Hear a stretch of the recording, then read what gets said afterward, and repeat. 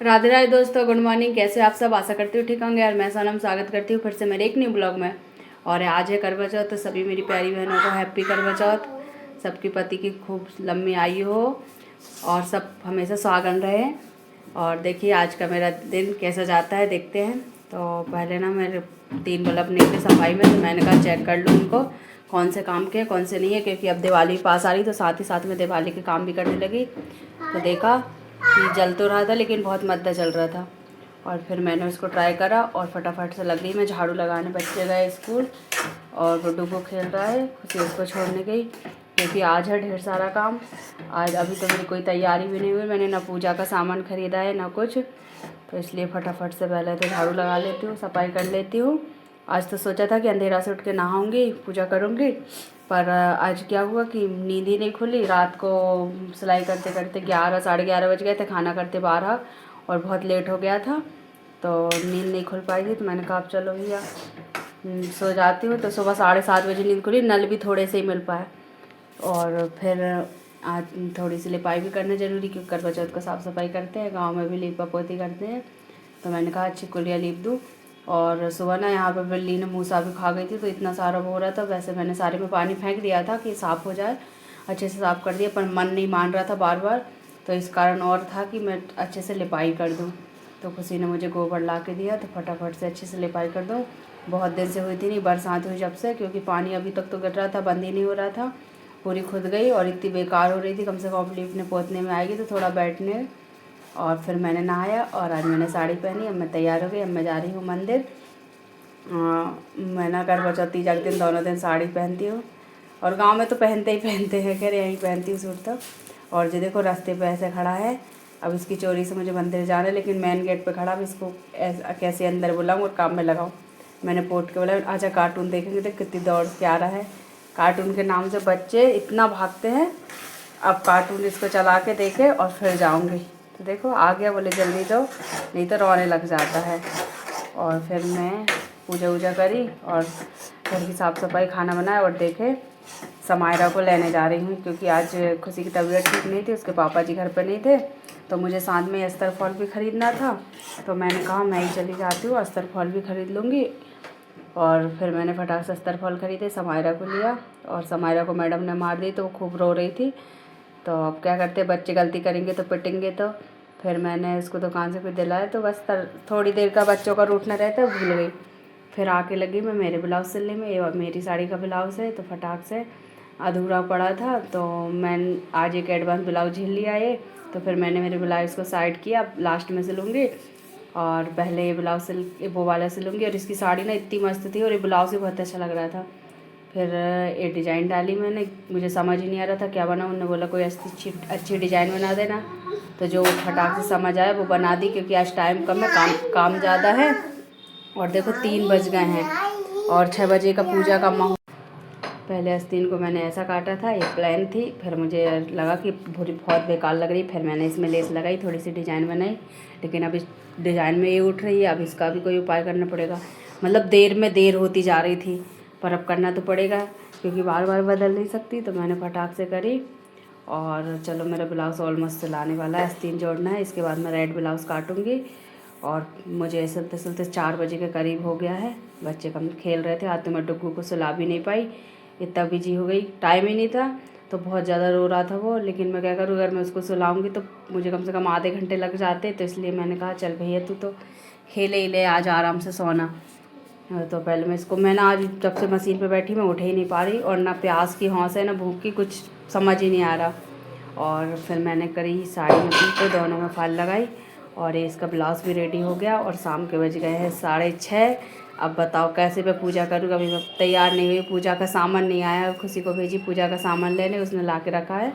अब किचन साफ़ करूँगी और बहुत सारा काम है मुझे।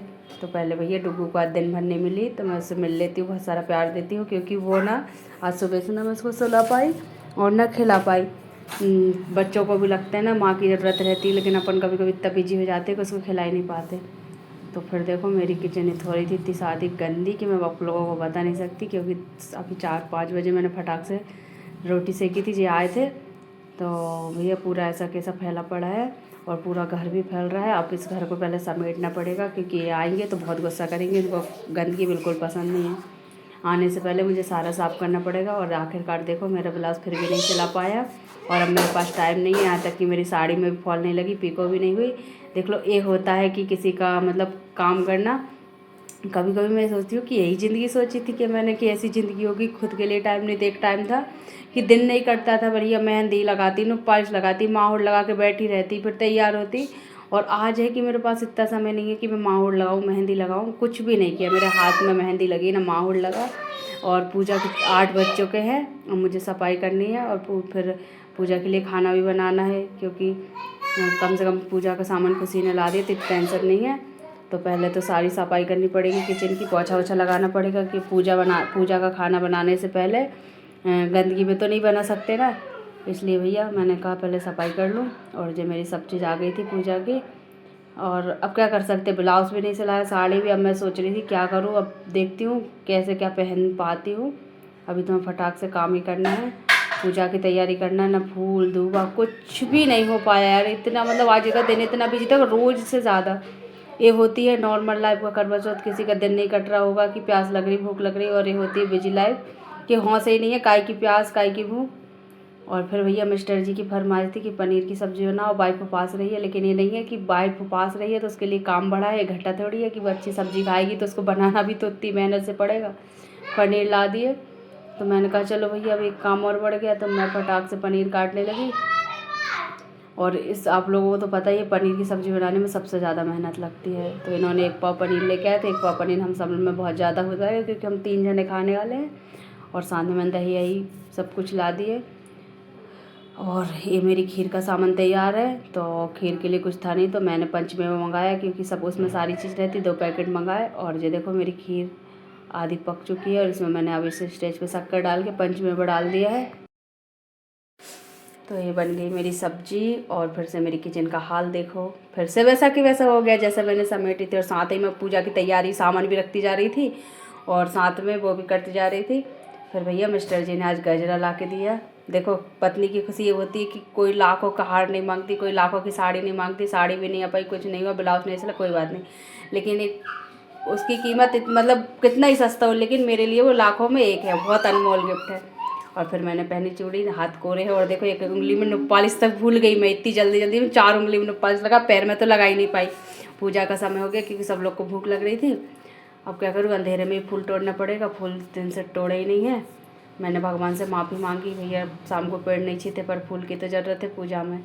तो फिर भैया मैं फटाफट से फूल तोड़ने लगी। और देखो कितने अच्छे फूल लग रहे थे। अगर फ्री होते तो मैं दिन में सब तैयारी करके रख लेती पहले से ही, पर नहीं कर पाई। तो खाना भी बनाती जा रही थी, धीरे धीरे एक एक चीज़ इकट्ठी करती जा रही थी, थाली में रखती जा रही थी, कुछ भूलूँ अब पता नहीं।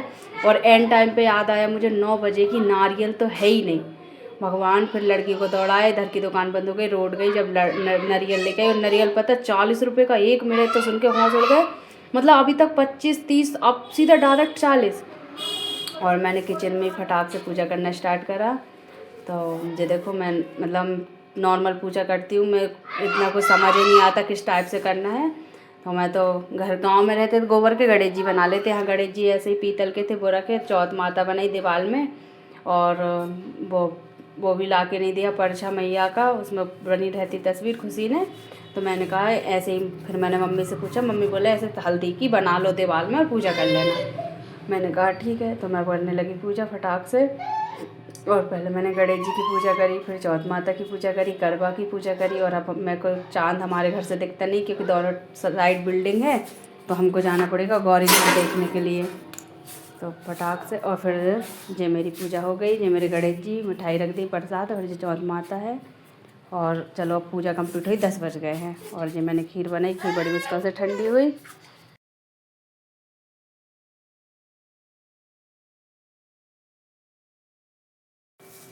और ये देखो मेरा तैयार, आखिरकार में तैयार हुई। मैंने जूड़ा वूड़ा मिटा लिया, मेरा बहुत ज़्यादा सिर दर्द कर रहा था, मैं जूड़ा बना नहीं सकती, थोड़ी देर बनाया।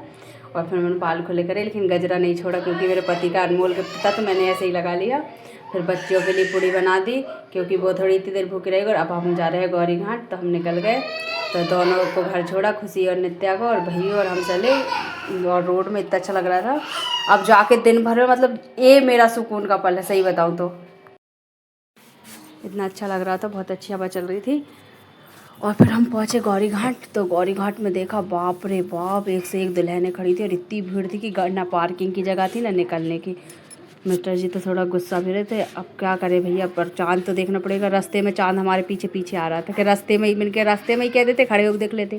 फिर हम पहुँचे घाट पे, तो देखो कितना सुंदर लग रहा था, बहुत सारे लोग थे, बहुत अच्छा लगा। फिर हम घर आए और फटाक से हमने खाना परसा और दोनों मिस्टर जी और मैंने बैठ के खाना खाया।